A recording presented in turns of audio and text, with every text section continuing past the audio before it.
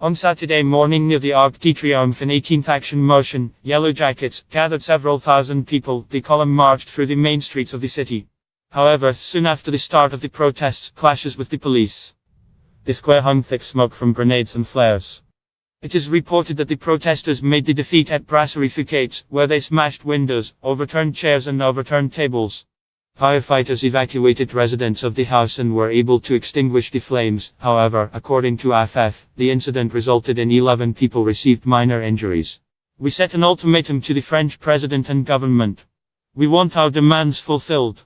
We began his speech in mid-November 2018 edition and still have not heard.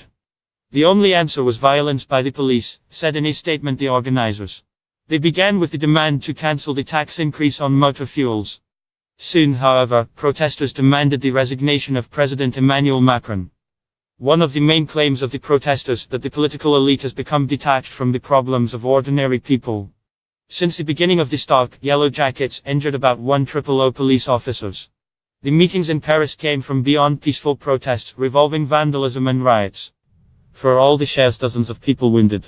Some have received extremely serious injuries, with the unrest associated with at least 10 deaths. Jerome Rodriguez, a leading activist of the movement, Jackets, received a serious eye injury in January and a week later called to devote another protest against the excessive police brutality. They're shooting at people with lethal weapons. This is France today. We just want to have something to put in the fridge and eventually left without eyes, he said. According to the instructions, these balls should not penetrate the skin and cause wounds. In practice, however, the expense of citizens who were seriously injured, dozens.